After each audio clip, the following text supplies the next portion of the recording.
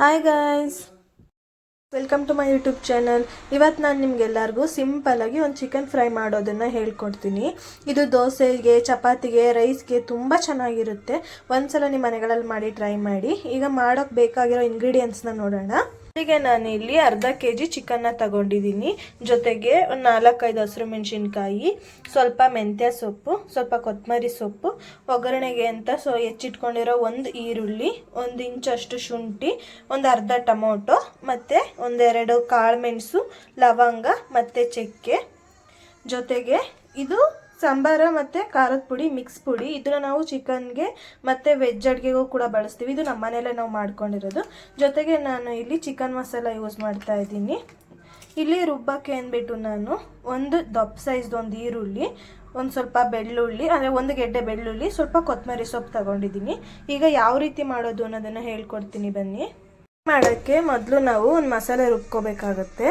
ಇದಕ್ಕೆ ಆವಾಗಲೇ ಹೆಚ್ಚಿಟ್ಕೊಂಡಿರೋ ಅಂಥ ಇದು ಕೊತ್ತಂಬರಿ ಸೊಪ್ಪು, ಜೊತೆಗೆ ಬೆಳ್ಳುಳ್ಳಿ ಮತ್ತು ದಪ್ಪ ಕಟ್ಟಿಟ್ ಮಾಡ್ಕೊಂಡಿರೋ ಒಂದು ಈರುಳ್ಳಿ,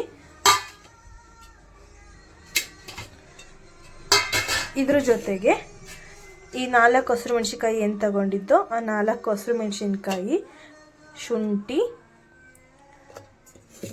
ಮತ್ತು ಇದು ಎತ್ತಿಟ್ಕೊಂಡಿದ್ದಂಥ ಚಕ್ಕೆ, ಲವಂಗ, ಮೆಣಸು, ಇದಿಷ್ಟನ್ನು ಹಾಕ್ಕೊಂಡು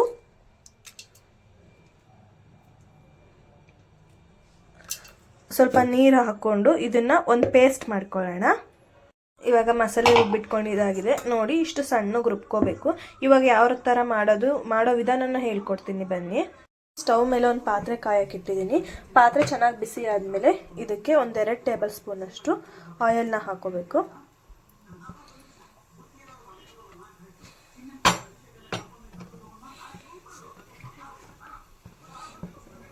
ನೆಕ್ಸ್ಟ್ ನಾವು ಹೆಚ್ಚಿಟ್ಕೊಂಡಿರೋ ಅಂಥ ಈರುಳ್ಳಿನ ಹಾಕೋಬೇಕು. ಈರುಳ್ಳಿ ಸ್ವಲ್ಪ ಕಂದು ಬಣ್ಣ ಬರೋವರೆಗೂ ಹುರ್ಕೋಬೇಕು. ಇದನ್ನು ನಾವು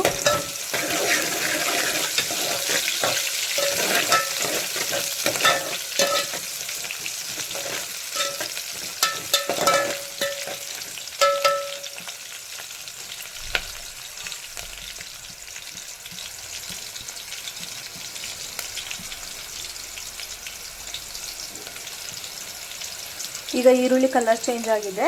ಈಗ ಇದಕ್ಕೆ ನಾವು ಹೆಚ್ಚಿಟ್ಕೊಂಡಿದ್ದಂಥ ಮೆಂತ್ಯ ಸೊಪ್ಪು ಮತ್ತು ಕೊತ್ತಂಬರಿ ಸೊಪ್ಪು ಎರಡನ್ನೂ ಹಾಕ್ಕೊಳ್ಳೋಣ.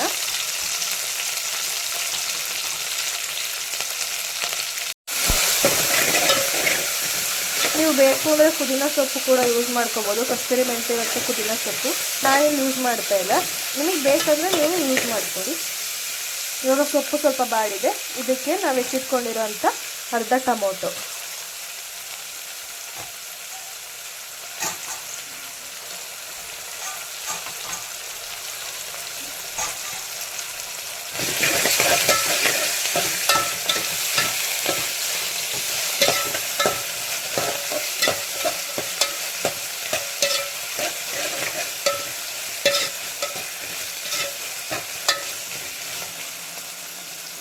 ಟೊಮೊಟೊ ಸ್ವಲ್ಪ ಬೇಯಲಿ.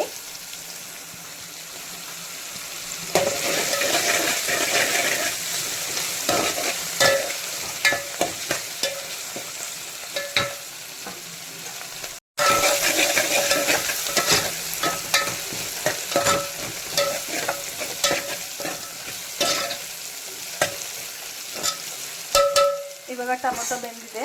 ಇವಾಗ ನಾವು ರುಬ್ಬಿಟ್ಕೊಂಡಿರೋಂಥ ಮಸಾಲೆನ ಆ್ಯಡ್ ಮಾಡ್ಕೊಳ್ಳೋಣ.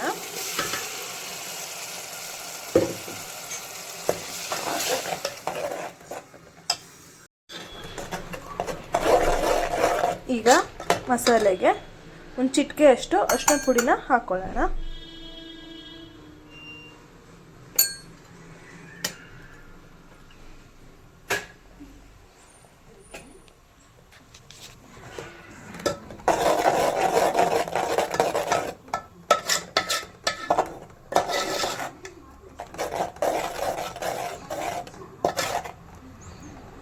ಈ ಮಸಾಲೆ ಹಸಿ ವಾಸನೆ ಏನಿದೆ ಅದೆಲ್ಲ ಹೋಗೋವರೆಗೂ ಸ್ವಲ್ಪ ಹುರ್ಕೋಬೇಕು. ಚೆನ್ನಾಗಿ ಬೇಯಲಿ.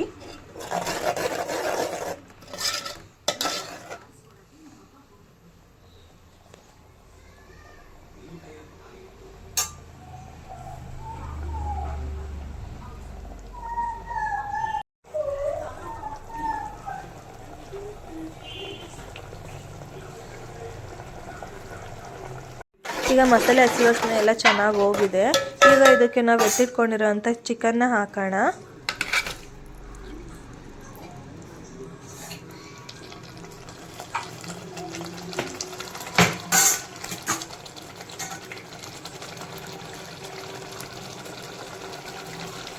ಜೊತೆಗೆ ರುಚಿಗೆ ತಕ್ಕಷ್ಟು ಉಪ್ಪನ್ನ ಹಾಕ್ಕೊಂಡು ಚೆನ್ನಾಗಿ ತಿರುಗಿಸ್ಕೊಂಡು ಇದನ್ನು ಮುಚ್ಚಿಬಿಟ್ಟು ಸ್ವಲ್ಪ ಹೊತ್ತು ಚೆನ್ನಾಗಿ ಬೇಯಿಸ್ಕೋಬೇಕು. ಚಿಕನ್ ಎಲ್ಲ ಚೆನ್ನಾಗಿ ಬೇಯಬೇಕು.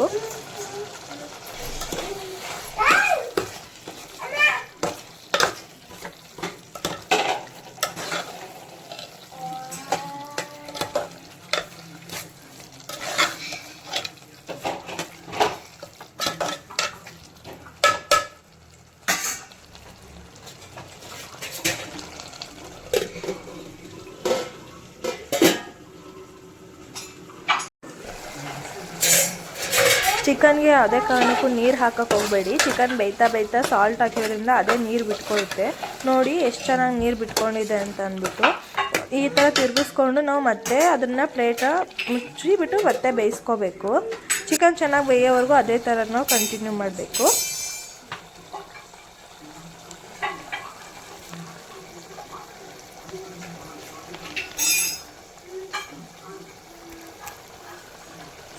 ಇವಾಗ ಗ್ರೇವಿ ಸ್ವಲ್ಪ ಗಟ್ಟಿ ಆಗ್ತಿದ್ದಂಗೆ ನೀರನ್ನ ಆ್ಯಡ್ ಮಾಡ್ಕೋಬೇಕು. ಯಾಕೆಂದರೆ ಚಿಕನ್ ಇನ್ನೂ ಕಂಪ್ಲೀಟ್ಲಿ ಬೆಂದಿಲ್ಲ, ಅದಕ್ಕೋಸ್ಕರ ವಾಟರ್ನ ಆ್ಯಡ್ ಮಾಡ್ಕೋತಿದ್ದೀನಿ. ನಿಮಗೆ ಯಾವ ಕನ್ಸಿಸ್ಟೆನ್ಸಿ ಬೇಕು ಅಂದರೆ ನಿಮಗೆ ಗ್ರೇವಿ ಸ್ವಲ್ಪ ಗಟ್ಟಿ ಆಗಬೇಕೋ ಅಥವಾ ಸಾಂಬಾರು ಟೈಪ್ ಬೇಕೋ ಆ ಥರ ನೋಡ್ಕೊಬಿಟ್ಟು ನೀವು ಆ ವಾಟರ್ನ ಆ್ಯಡ್ ಮಾಡ್ಕೋಬೋದು.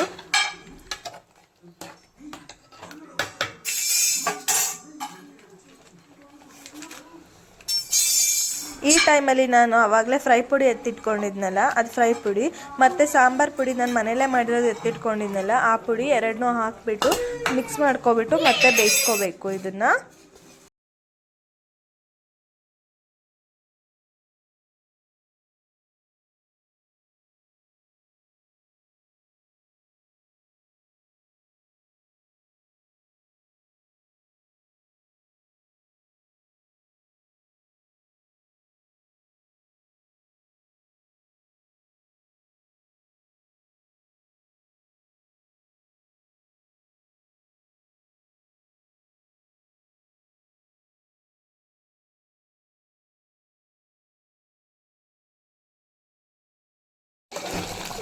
ಇವಾಗ ಚಿಕನ್ ತುಂಬ ಚೆನ್ನಾಗಿ ಬೆಂದಿದೆ.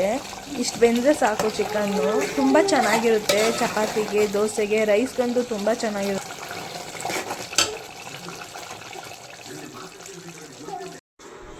ಫೈನಲಿ ನಮ್ಮ ಚಿಕನ್ ಫ್ರೈ ರೆಡಿಯಾಗಿದೆ. ಒಂದ್ಸಲ ನಿಮ್ಮ ಮನೆಗಳಲ್ಲಿ ಮಾಡಿ ಟ್ರೈ ಮಾಡಿ. ನಿಮಗೆ ಟೇಸ್ಟ್ ಇಷ್ಟ ಆಯಿತು ಅಂದರೆ ನಮ್ಮ ಚಾನೆಲ್ನ ಸಬ್ಸ್ಕ್ರೈಬ್ ಮಾಡ್ಕೊಳ್ಳಿ. Thank you so much.